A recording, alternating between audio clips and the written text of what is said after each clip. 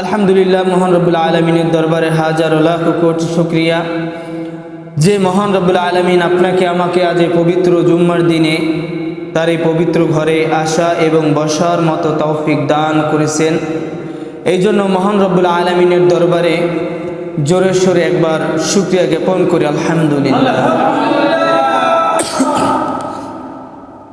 আল্লাহ তাআলা আমাদেরকে এই পৃথিবীতে একমাত্র পাঠিয়েছেন ইবাদত বন্দেগী করার জন্য।